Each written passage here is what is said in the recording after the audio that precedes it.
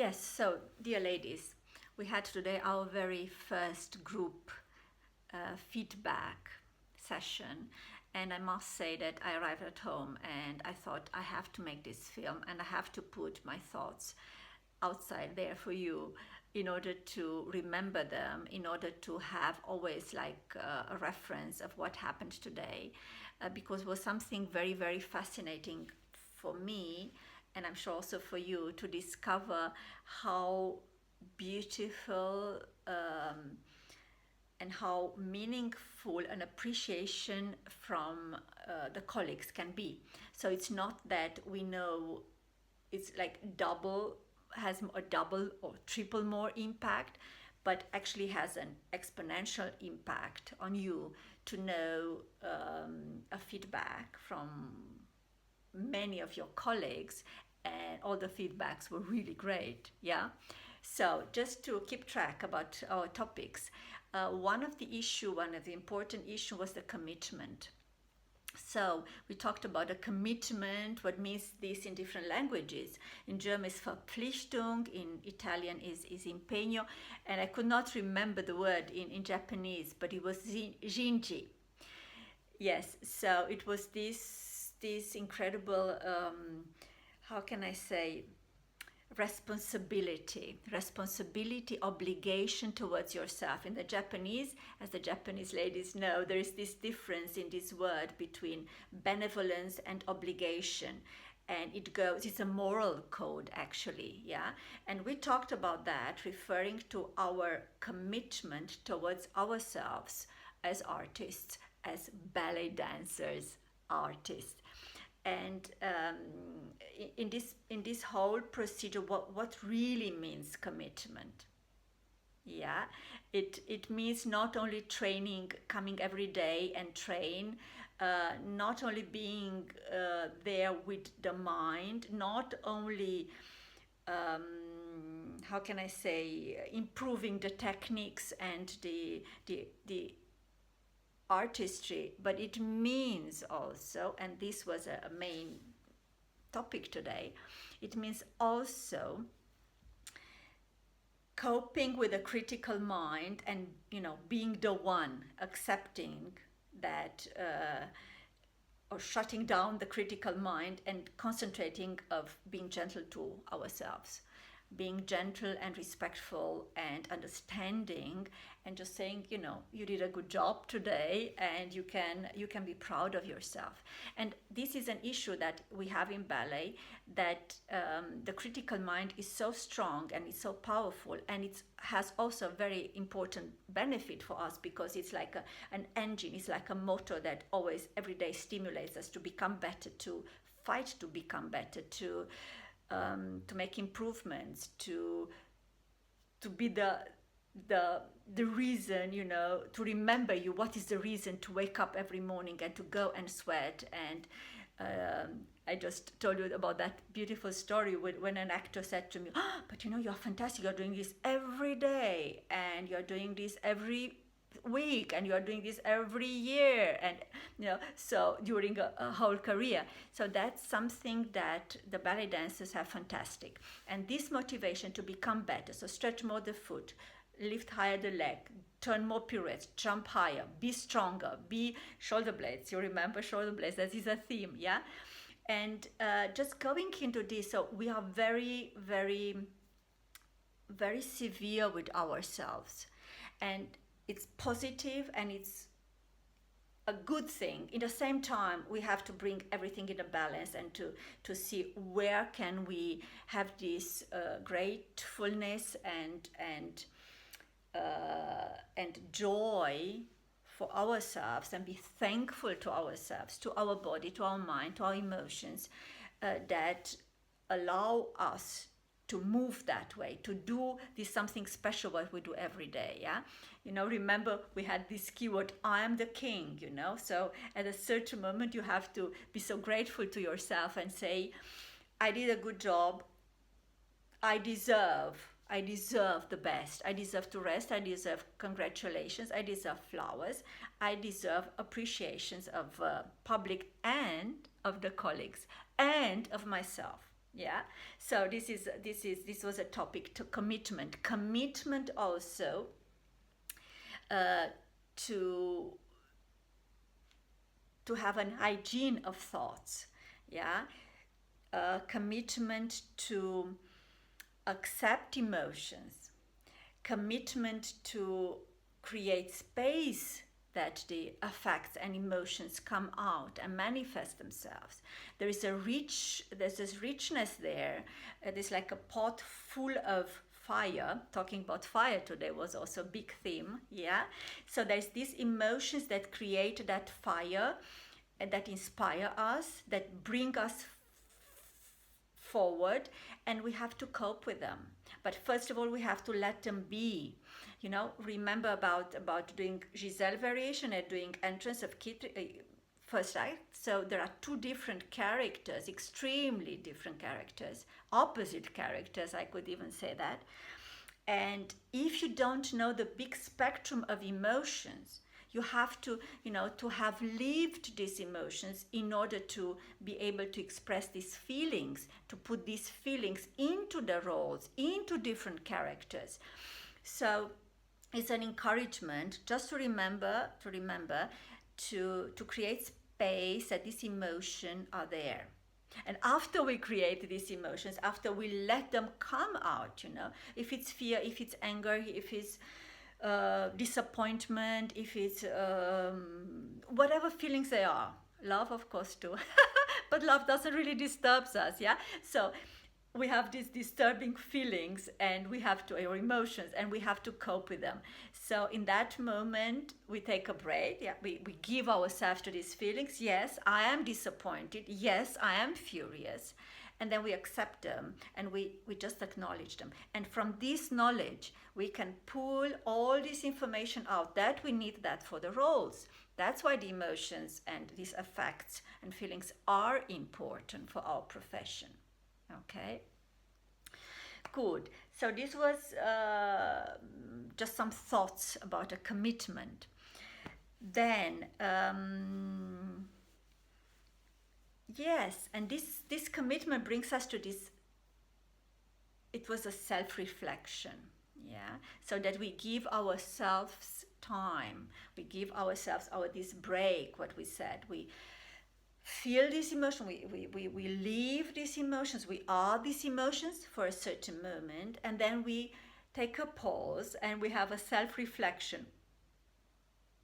What's all about that? Yeah. So we have to commit ourselves to be understanding, to have these emotions and to respect this, and to, yes, in a way to work it out, to digest them, yeah, to make these emotions part of, to integrate them, to recognize them, and then to integrate you in your own personality, and accepting them, that they can be useful tools as well. Yeah, not only as a human being, which is anyhow healthy, yeah, to live your emotions and not to kill them, which is it's another topic. Maybe we'll talk about that next time. But it's an incredible source of inspiration for the art. Actually, this was the topic of today. Yeah, good.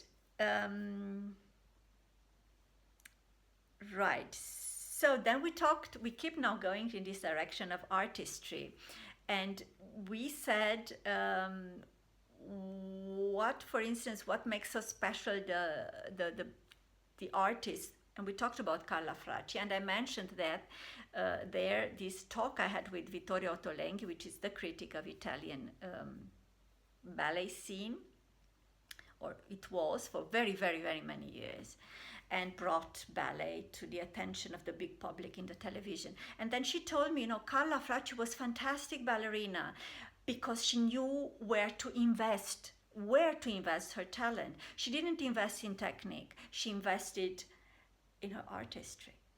And the artistry is something that stays for the public, stays, that emotion that the public saw. There is something that motivates people to come to watch the ballet dancers, to watch a ballet dancer in different roles, to watch big group of dancers move. Has always been a fascination there, yeah. Not only for the ballet critics, not only in the 19th century, but nowadays as well. And nowadays becomes also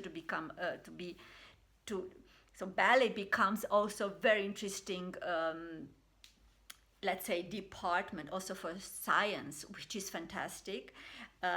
And now the scientists discover what the ballet dancers already knew 350 years ago. Okay, it's a funny thing now. Good, but it goes back to the artistry and to the fire that it's in ourselves, and it's there, and it needs to be burned. Yeah, it needs to take action. It's the will, it's the power. I want to do that. I love to do that, and I definitely will do that. And also we spoke about the power of will, which is on one part of the brain, and this power of imagination, of imagining yourself being that ideal that you love. Yeah, and it was very beautiful today how you recognize the strengths and the very specific, delicate, specific and powerful tools some of your colleagues use in order to express themselves as artists. So as we said about this coordination, yeah, of the will and imagination. So it's important to coordinate that and to realize that there is a coordination necessary. So it's not only that I want to do something, but I imagine myself, I see myself, I have a vision of myself doing that. And then we connected this with this placebo effect. Yeah, so do it as if you'd be that dancer, as you'd be your colleague doing that variation, as you'd be your colleague doing that jump, doing that beautiful line.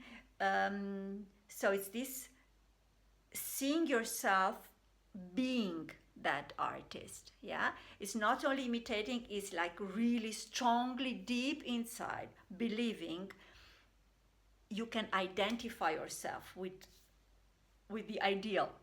Yeah, it's that beautiful alignment of joy and excitement and research, as in nervosity and passion and thinking.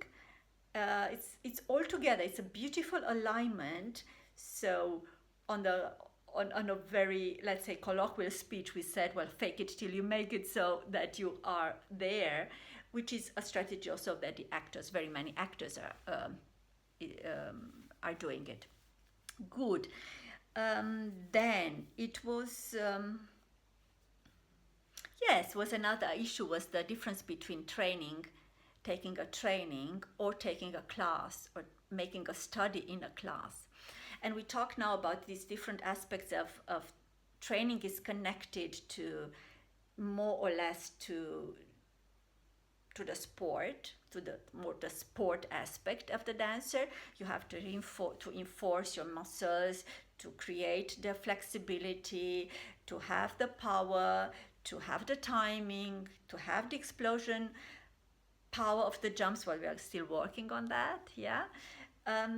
So this goes to training. How many relevés I do, how many pliés I do, how deep pliés I do, how fast I do my jetés, how fast I am in my batteries, how is the timing of grand pas de chat, what happens with the front leg, what happens with brisé, how fast can I make my entre-chacatre, entre-chassis, and so on. So this is part of the training. This is training what definitely we have to do every day. But in this training, it's not only the sport aspect, and this was the issue today. As you remember, it was the issue of artistry, bringing artistry also in the training. So it doesn't go only like the sportsman, how high and how fast and how deep and how good I am at that. It goes how much can I identify my own vision and wish and love and passion for what I have? How can I give this a voice every day in the class? How can I study to become to come closer to my own belief, to my own soul, to my own artist heart. Yeah, and you talk very beautiful about the colleagues, oh, this is great, and it was an inspiration for me. So that's a big topic today in the class, to create training on one side, and on the other side also bring this artistry. Yeah, how articulate, how much you put your own personality inside a step, how you do the phrasing, how you look. You remember the exercise with the ball, yeah? So you have to have this eye contact. You have to let your energy go and feel this connection. Remember also today we had this experiment of entrainment, yeah? So I just let you completely freedom to choose your pose at the end of the diagonal, and all the groups had more or less the same ending pose, which is a fascinating thing. Actually, these only dancers can really do it, yeah? Okay, I exaggerate. There is also maybe some birds and maybe some animals, but from the human beings, I think that's a pretty, let's say, common trait for the ballet dancers. Okay, and yeah, and then maybe just closing for today, it goes about this living the moment, yeah? Working every day for perfection, going to the direction of forcing yourself to be better, to be more, even more special, to bring the repertory, the specific motoric repertory that the ballet dancers have, to bring it really to a very high level of performance, yeah? Of creating something so individual, so unique, so convincing, and so fascinating. So this feeling, I am the king. Yeah, I am the one and only, and this is true. Yeah. So wishing you a great performance. Okay, and we keep going, ladies. Thank you very much.